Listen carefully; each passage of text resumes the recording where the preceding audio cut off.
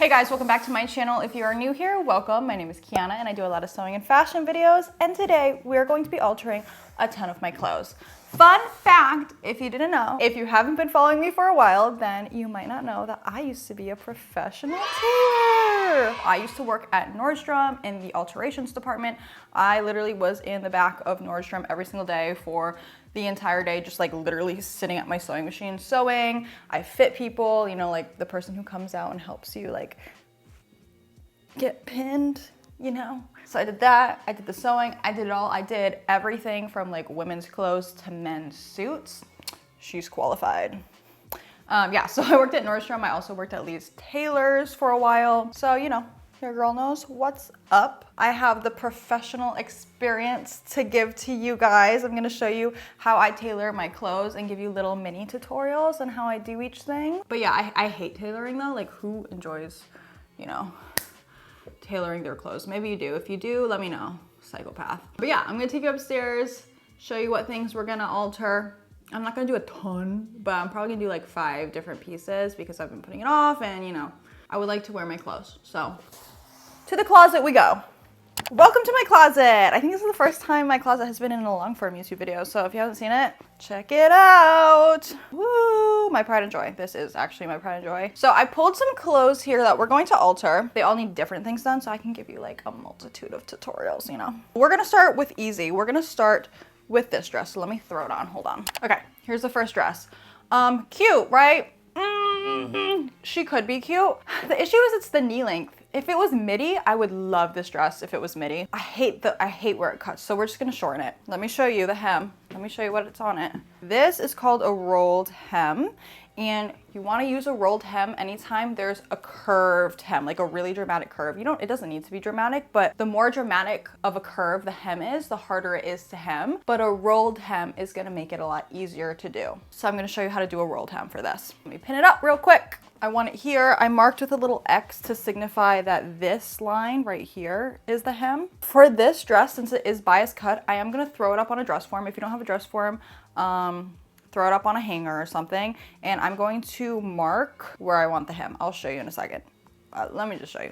Hold on. Okay, so I always recommend hemming your bias cut garments like this, just because of the way that the fabric is cut. It hangs and stretches over time, so this is the best way to do it. Just use a ruler to mark a hem equidistant from the ground all the way around. And I also marked about 1.25 inches lower than what I wanted the hem to be, just because I know I'm going to be doing a rolled hem, so that's how much hem allowance I'm going to need. Now I'm just going to trim off the excess. You don't need to trim it off first. You can do this part first and then trim. So I just marked where all the pins were with some tailor's chalk. You should use French curve to mark a nice and like even hem all the way around. However, I said, YOLO, I'm a professional. I know what I'm doing. And I just cut straight with the rotary cutter. Then I just took it over to my ironing board and pressed the hem up 1 inch. You just have to worry about the hem being nice and flat at the very, very edge. Then bring it over to your sewing machine and sew it super close to that edge, about 1/16 to 1/8 of an inch away from the edge. Then you're going to trim down the seam allowance. Trim it really, really close to that stitch line, but don't actually hit that stitch line because then it's gonna become unraveled. Then bring it back to the ironing board, turn that hem up one more time, give it a good press, and then you can stitch down that hem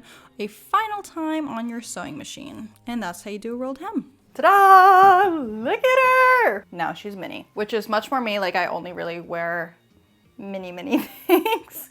Mini skirts, mini dresses. Okay, but now that I've altered her, I really want to style her. So we're gonna style this first piece. We're not gonna style the other pieces, but for this one, we're gonna style her. Okay, this is the vibe. I think we're doing docks and oversized jacket. I lied. Okay, wait, I changed to these boots. These were 1000% the move with this little mini dress. Like, so cute with the short, and then the knee-high boots. It's so cute.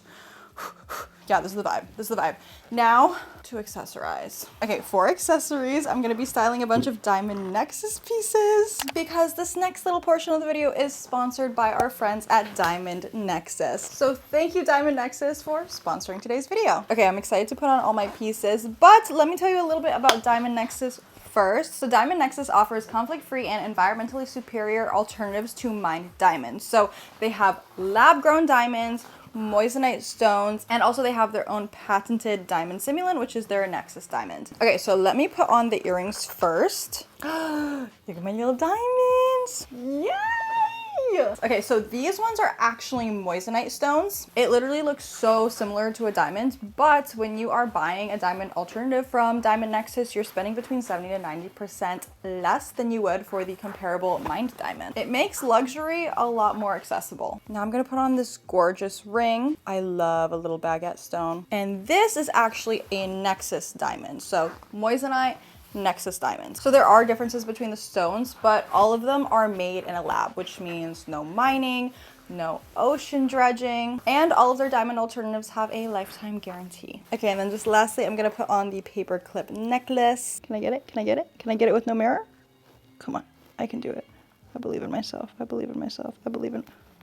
I did it.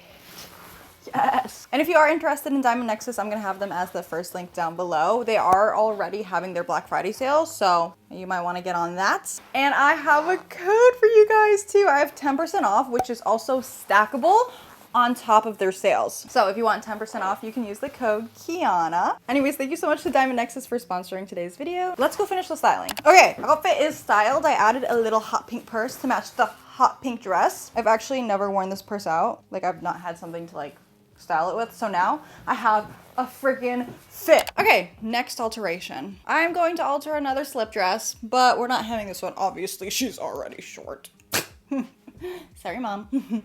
Sorry, Classy. But I am going to take this in. Slip dresses are supposed to be loose around the body, but this just makes me rectangular. So first tip, if you're taking something in like this on the sides, flip it inside out. One sec. This way, once you pin it, you can just immediately start sewing. You don't need to take out the pins and remark. It's already there. So I'm just gonna take it in a little bit. This is a slip dress. Like I said, it's supposed to be loose, but let's just get in a little bit of that waist. I'm literally only gonna sew from like here to here. If I were to be taking it in all the way down the side seams, I would 1000% remove the hem, remove whatever facing neckline is here, take in the side seams first, then redo the neckline and the hem, because the side seams when you're sewing a garment together are done before those things. So if you don't want it to look like home altered, you gotta do it in that order too. Okay, so you can kind of see where the new dress is going to be shaped. You see how it just like kind of follows my waistline, but it's not tight, it's still slip. We want it to be loose. So I'm just gonna take it in a little bit there. Let's go mark, let's go look. Again, I'm just marking where the pins are with tailor's chalk. And let me just tell you, tailor's chalk is superior to any other marking tool. I'm telling you, tailor's chalk, it needs to be the waxy tailor's chalk. Anyway, so I'm marking where the pins are. Make sure you take your ruler and measure both sides, the left and the right side, to make sure that they are equal. You're taking in the same amount on both sides because you don't want it to be too much on one side, too little on the other. Then you can bring it over to your sewing machine and just sew right on that line that you just created. Make sure as you're sewing, you're paying attention, because things like this have a tendency to slip and slide and your seam could turn out all messed up. Lastly, I'm just gonna bring it over to my serger and finish off the seam, but finish off the seam however you like. Serger is preferred though. Okay, here is the dress. I ended up taking total like literally 3 inches out of the waist, which like you're like, oh girl, it's not that tight. Again, slip dresses, they're supposed to be loose. Like, I don't think I mentioned this part before. A lot of slip dresses don't have closures, like they don't have zippers. So if you make it tight, you're literally not gonna be able to put it on and off, you know, take it off over your shoulders or put it down your waist or put it over your hips. The slip dress has to have some room, but now it just has a little bit more shape. Before it was literally like, now you can see like it curves in a little bit, but not too much. See? It's just like more flattering. Yeah, yeah. Look at the full outfit. Look. Oh my God, it's so cute. I'm gonna wear this weekend. Oh my gosh. Pretty cute. On to the next. Next is this skirt that I thrifted. As you can see, it is not fitting well anywhere. It's not fitting well on the sides. It's not fitting well on the bottom. So we're gonna have to do a couple alterations to this girl. I want it to be high-waisted. As you can see, it's big, so we're gonna have to take in the sides, and this has a facing. So we're gonna have to take in the sides of the skirt, the facing, and then reattach those together on both sides. and then I'm going to hem it. So let's turn it inside out. Okay, this is what we got. You see it? You see? Another tip, wait until the very end to hem. So take it in on the sides first, fully sew it, then mark the hem. You don't have to do that, but it's just better. So I'm gonna do this first. All right, so again, following that process that we did for the last alteration, marking where the pins are, checking to make sure they're even on both sides. But now we are also going to alter the waistline, so we need to completely remove the facing just where we're going to be taking it in. I'm also just trimming off the hem to make it easier on myself because I know I'm gonna hem it a lot. Anyways, once the facing is detached from the body of the skirt, I can go ahead and make a nice mark with my tailor's chalk, and I'm going to sew up that facing separately from the body of the skirt. Once I do that, I'm going to trim off the excess using my serger, and then I can reattach the facing to the body of the skirt. Just reattach it the exact way it was attached before, so you can stitch it on there. And then if there's understitching, make sure you understitch. If there's top stitching, make sure you top stitch so it looks like it was never touched. Now we can just try it on, see how it fits, see if we're all good, and we can go ahead and mark the hem. I'm just going to hem it 1 inch, so I'm not gonna do anything special. I'm just gonna turn up the hem 1 inch. Well, I'm gonna turn up a 1/2 inch twice, press it, and then stitch it down. Hello, I'm back, and check out my new skirt. See that? See that? It fits perfect. Oh my God, I've been waiting to do this for like probably 6 months. I've been putting it off. I've really been wanting a pinstripe skirt, and now I have my pinstripe skirt. Look, it fits perfect. You see this? You see how it hugs me? Ooh, ooh, ooh. Okay, wait, I was going to do the waist of my jeans in this video, but this video is getting kind of long. I already know that, but it's okay because I actually already have a full like 8 to 10 minute video on how to properly take in the waist of your jeans. You need to remove the waistband, make darts, put the waistband back, all of that, and I show that really in depth, how to fix everything, because that is the most complicated thing out of all the things that I'm going to be doing. So I will link that video on the top of the screen and down below. It's a very popular video from me. But yeah, so I'm not gonna do that in this video because it's getting long. I think the last thing I'm gonna do for this video is this dress, so let me get into it. Okay, last alteration. We're ending on a super easy note, which is hemming lace. Most of the time, you can just honestly cut the lace and not hem it if it's not gonna ravel, but I like to finish it a little bit. This one has a little surged edge. You can also replicate this with your sewing machine by doing either like a really like short zigzag stitch or some type of overlock stitch, but I'm just gonna use my serger to create this little baby hem. I don't have like a baby hem serger, but so mine won't look exactly like this, but we'll have a little surged edge. The issue with this is my arms don't fit in it. Like my upper arms don't fit in it. You know, like our bodies all distribute weight differently, so like we're not all the same proportions. Me personally, all of my weight goes to my arms, like my upper arms. So when I buy something that's long sleeve, a lot of the times, like if I get like say a size small, it doesn't usually fit my arms. Like I would need like a size medium for my arms, but like for my top a small. Yeah, so like I can't wear long sleeves a lot of the times because my arms don't fit in them, and I really want to wear this dress, but my arms don't fit in the dress. So I'm just going to make little cap sleeves on here. So let me show you how I'm gonna do that. Again, using the best marking tool on the planet, tailor's chalk, to mark out where I want that cap sleeve. I'm marking the top, marking the bottom, and kind of marking the sides. Cap sleeves are a weird shape, so I just want to make sure I know exactly where I want to cut.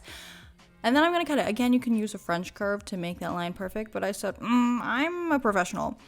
Then I'm going to use what we just cut off and place it right over top of the other sleeve so I can match up those lines, those cuts exactly. Then I'm just gonna check to make sure that the sleeves are indeed symmetrical. And when I'm sure they're symmetrical, I'm gonna bring it over to my serger. My serger has this little lever here that you can push back for overlocking or pull forward for roll hemming. And when it's pulled back for the roll hemming, it basically just folds the fabric under and makes a little thinner like hem. And look at that, so easy. Do you know how easy it was to just get this on right now? Usually I'm like, like putting it on my arms. She just slipped right on there. Yes. And I think it looks cuter. Like it was so like, I felt like heavy before. Well, cute. That's the last thing I'm gonna alter. So let's wrap up the video. I hope you guys enjoyed. If you have any questions about alterations, let me know down below. Again, thank you so much to Diamond Nexus for sponsoring today's video. Go check them out. I will link them down below. But yeah, anyways, if you like this video, feel free to give me a thumbs up because it's the easiest way to support your favorite creators for free. Also, feel free to follow me on Instagram and TikTok. My handle is Kiana Bonollo. And yeah, I think that's everything. So I'll see you next time. Bye.